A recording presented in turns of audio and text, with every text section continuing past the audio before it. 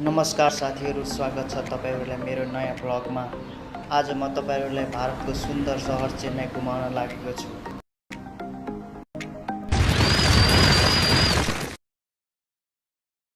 अब म तपाईहरुलाई देखाउँदै छु यहाँको सुन्दर गार्डन र स्विमिङ पुल, हरियाली रङ्गीचङ्गी फुलहरू र सफा वातावरणले मन एकदमै फ्रेस बनाइदिन्छ। यहाँ फोटो खिच्न पनि निकै राम्रो ठाउँ छ जुन तपाईले भिडियोमै देखिरहनु भएको छ। प्रकृतिसँग नजिक हुन चाहनको लागि यो ठाउँ एकदम पर्फेक्ट छ। तपाईहरुलाई कस्तो लाग्यो साथीहरु यो ठाउँ चाहिँ कमेन्ट गर्न नबिर्सिनु होला।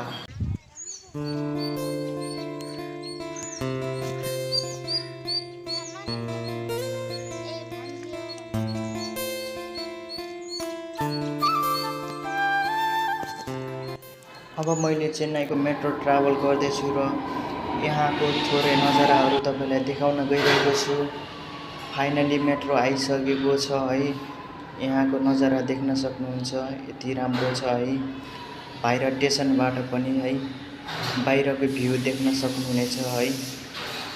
र म चाहिँ बिहानै भिडियो सुट गरिरहेको छु र घाम पनि उदाउन लागिरहेको छ।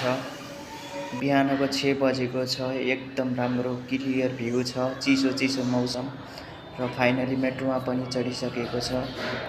मेट्रोको स्पिड पनि बढ्दो क्रम छ है। एकदम रमाइलो मजा छ, आनन्द एसीमा है। अब म चाहिँ चेन्नईको मरिना बीचमा माछा खान जाँदैछु साथीहरू। जति पनि चेन्नई आउनुहुन्छ सबैजना है यो माछा चाहिँ अवश्य टेस्ट गर्नु लागि है।